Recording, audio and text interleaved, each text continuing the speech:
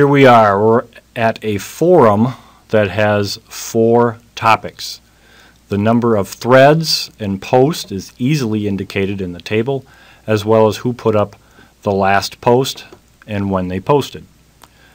In the posts column, the number in parenthesis indicates the quantity of posts that you have not yet viewed. Notice the settings link appears in the upper right corner.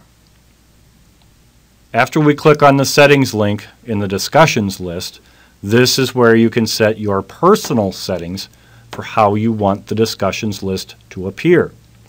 It also gives the instructor the options to select their default rating scheme. Your selection will automatically display in the Rate Posts drop-down list on the new topic page and will automatically apply to imported course components.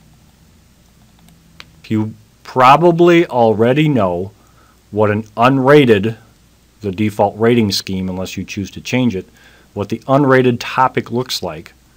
So let's take a look at the topics that use the 3 new options which may be available in the new version of 10.3. And those are the up-down option, the 5-star option, and the upvote only. Here we are inside the best drummer of all time topic, for which the instructor has chosen to use the up-down rating scheme. The topic is currently sorted by newest thread, so that is why Stout 7 students thread about Phil Collins appears on top. The other options available in the sort by drop-down menu box are sorting by recent activity, by the age of the thread, by the author's first name, by the author's last name, and also by the subject title.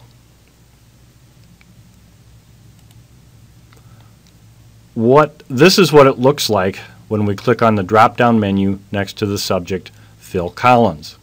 Notice that there are many more options available to the instructor in version 10.3. Now let's go back and take a look inside the Phil Collins thread.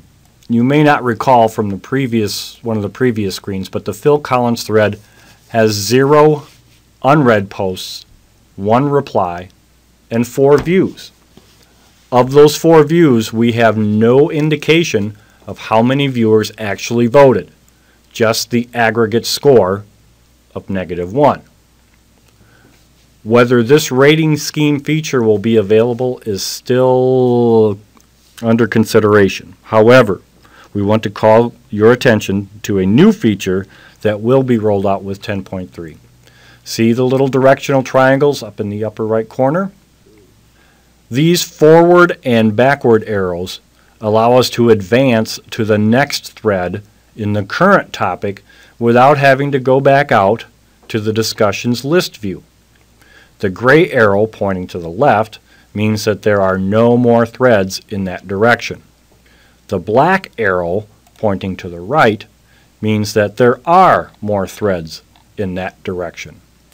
That's where we are going to go to the next thread to the right, staying within this topic.